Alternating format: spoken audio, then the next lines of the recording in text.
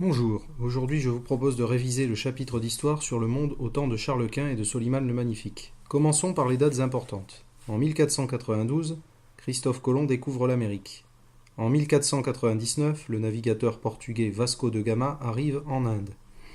Entre 1519 et 1522, Magellan et Delcano accomplissent le premier tour du monde. Entre 1518 et 1521, l'Espagnol Cortés s'empare de l'empire aztèque au Mexique. Entre 1530 et 1534, l'Espagnol Pizarro fait la conquête de l'Empire Inca au Pérou. Les Espagnols gagnent contre ces peuples grâce à leurs canons. L'empereur du Saint-Empire Charles Quint, de religion catholique, a régné de 1519 à 1556.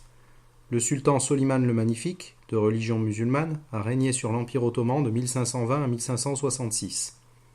En 1529, Soliman le Magnifique assiège Vienne, en Autriche.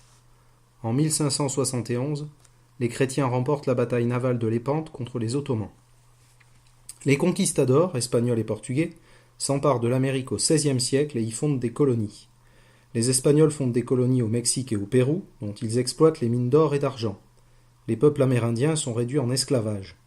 De plus, les Espagnols imposent leur langue, l'espagnol, aux peuples vaincus, les Aztèques, les Mayas et les Incas, ainsi que leur religion, la religion catholique.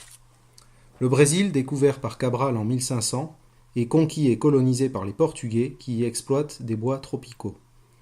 Pour terminer, rappelons que Charles Quint a régné sur le Saint-Empire mais aussi sur l'Espagne et le duché de Flandre et de Bourgogne.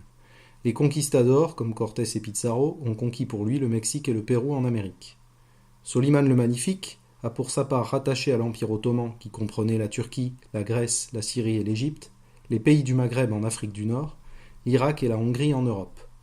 Les deux souverains se sont affrontés à Vienne en Autriche en 1529. Soliman a assiégé Vienne avec 100 000 hommes armés de canons.